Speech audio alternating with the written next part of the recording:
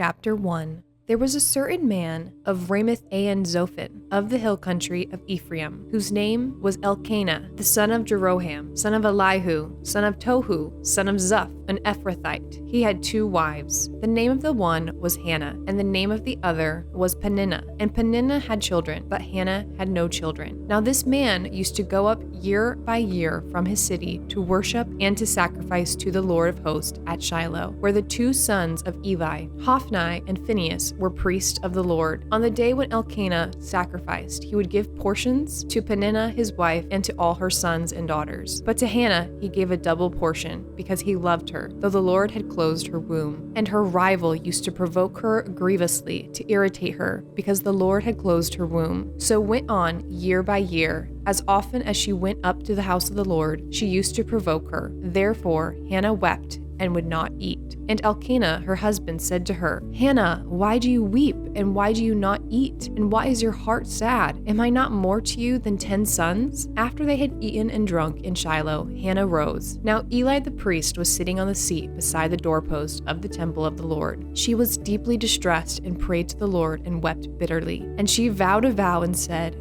O Lord of hosts, if you will indeed look on the affliction of your servant and remember me, and not forget your servant, but will give to your servant a son, then I will give him to the Lord all the days of his life, and no razor shall touch his head. As she continued praying before the Lord, Eli observed her mouth. Hannah was speaking in her heart, only her lips moved, and her voice was not heard. Therefore Eli took her to be a drunken woman. And Eli said to her, How long will you go on being drunk? Put your wine away from you. But Hannah answered, No, my lord, I am a woman troubled in spirit. I have drunk neither wine nor strong drink, but I have been pouring out my soul before the Lord. Do not regard your servant as a worthless woman, for all along I have been speaking out of my great anxiety and vexation. Then Eli answered, Go in peace, and the God of Israel grant your petition that you have made to him. And she said, Let your servant find favor in your eyes. Then the woman went her way and ate, and her face was no longer sad. They rose early in the morning and worshipped before the Lord. Then they went back to their house at Ramah. And Elkanah knew Hannah his wife, and the Lord remembered her. And in due time Hannah conceived and bore a son, and she called his name Samuel. For she said, I have asked for him from the Lord. The man Elkanah and all his house went up to offer to the Lord the yearly sacrifice and to pay his vow. But Hannah did not go up,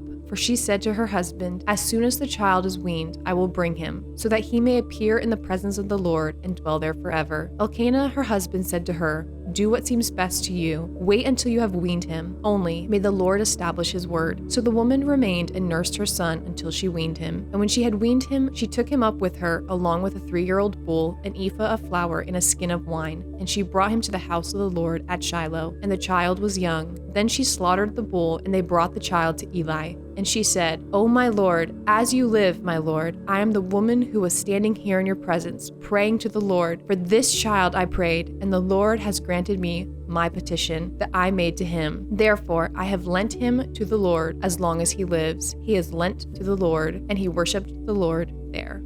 Chapter 2. And Hannah prayed and said, My heart exults in the Lord. My horn is exalted in the Lord. My mouth derides my enemies, because I rejoice in your salvation. There is none holy like the Lord, for there is none besides you. There is no rock like our God. Talk no more so very proudly. Let not arrogance come from your mouth, for the Lord is a God of knowledge, and by him actions are weighed. The bows of the mighty are broken, but the feeble bind on strength. Those who were full have hired themselves out for bread, but those who were hungry have ceased to hunger. The barren has borne 7, but she who has many children is forlorn. The Lord kills and brings to life. He brings down to Sheol and rises up. The Lord makes poor and makes rich. He brings low and he exalts. He rises up the poor from the dust. He lifts the needy from the ash heap, to make them sit with princes and inherit a seat of honor. For the pillars of the earth are the Lord's, and on them he has set the world. He will guard the feet of his faithful ones, but the wicked shall be cut off in darkness. For not by might shall a man prevail, for the adversaries of the Lord shall be broken to pieces. Against them he will thunder in heaven. The Lord will judge the ends of the earth. He will give strength to his king and exalt the horn of his anointed. Then Elkanah went home to Ramah, and the boy was ministering to the Lord in the presence of Eli the priest. Now the sons of Eli were worthless men. They did not know the Lord. The custom of the priest with the people was that when any man offered sacrifice, the priest's servant would come while the meat was boiling with a 3-pronged fork in his hand, and he would thrust it into the pan or kettle or cauldron or pot. All that the fork brought up, the priest would take for himself. This is what they did at Shiloh to all the Israelites who came there. Moreover, before the fat was burned, the priest's servant would come and say to the man who was sacrificing, "Give meat for the priest to roast, for he will not accept boiled meat from you, but only raw." And if the man said to him, "Let them burn the fat first, and then take as much as you wish," he would say, "No, you must give it now, and if not, I will take it by force." Thus the sin of the young men was very great in the sight of the Lord, for the men treated the offering of the Lord with contempt. Samuel was ministering before the Lord, a boy clothed with a linen ephod, and his mother used to make for him a little robe and take it to him each year when she went up with her husband to offer the yearly sacrifice. Then Eli would bless Elkanah and his wife and say, "May the Lord give you children by this woman for the petition she asked of the Lord." So then they would return to their home. Indeed, the Lord visited Hannah, and she conceived and bore 3 sons and 2 daughters. And the boy Samuel grew in the presence of the Lord. Now Eli was very old, and he kept hearing all that his sons were doing to all Israel, and how they lay with the women who were serving at the entrance of the tent of meeting. And he said to them, "Why do you do such things? For I hear of your evil dealings with all these people. No, my sons, it is no good report that I hear, the people of the Lord spreading abroad. If someone sins against a man, God will mediate for him.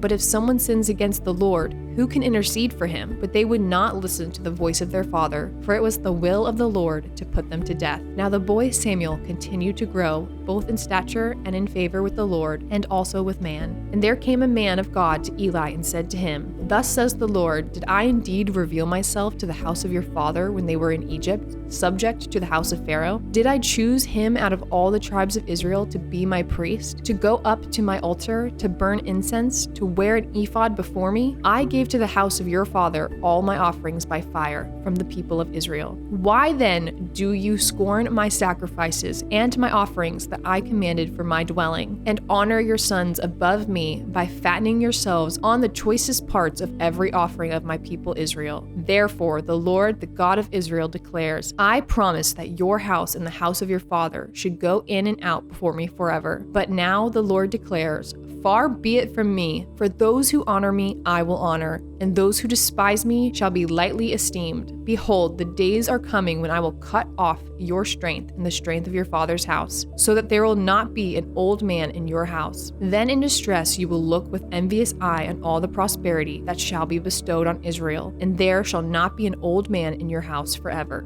The only one of you whom I shall not cut off from my altar shall be spared to weep his eyes out, to grieve his heart, and all the descendants of your house shall die by the sword of men. And this that shall come upon your 2 sons, Hophni and Phinehas, shall be the sign to you. Both of them shall die on the same day, and I will rise up for myself a faithful priest, who shall do according to what is in my heart and in my mind. And I will build him a sure house, and he shall go in and out before my anointed forever. And everyone who is left in your house shall come to implore him for a piece of silver or a loaf of bread, and shall say, please put me in one of the priest's places, that I may eat a morsel of bread. Chapter 3. Now the boy Samuel was ministering to the Lord in the presence of Eli, and the word of the Lord was rare in those days. There was no frequent vision. At that time, Eli, whose eyesight had begun to grow dim so that he could not see, was lying down in his own place. The lamp of God had not yet gone out, and Samuel was lying down in the temple of the Lord, where the ark of God was. Then the Lord called to Samuel, and he said,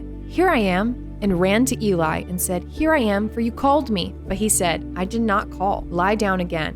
So he went and lay down. And the Lord called again, Samuel. And Samuel arose and went to Eli and said, Here I am, for you called me. But he said, I did not call, my son. Lie down again. Now Samuel did not yet know the Lord, and the word of the Lord had not yet been revealed to him. And the Lord called Samuel again, the 3rd time. And he arose and went to Eli and said, Here I am, for you called me. Then Eli perceived that the Lord was calling the boy. Therefore Eli said to Samuel, Go lie down, and if he calls you, you shall say, Speak, Lord, for your servant hears. So Samuel went and lay down in his place. And the Lord came and stood, calling as other times, Samuel, Samuel. And Samuel said, Speak, for your servant hears." Then the Lord said to Samuel, "Behold, I am about to do a thing in Israel at which the 2 ears of everyone who hears it will tingle. On that day I will fulfill against Eli all that I have spoken concerning his house, from beginning to end. And I declare to him that I am about to punish his house forever for the iniquity that he knew, because his sons were blaspheming God, and he did not restrain them. Therefore I swear to the house of Eli that the iniquity of Eli's house shall not be atoned for by sacrifice or offering forever." Samuel lay until morning.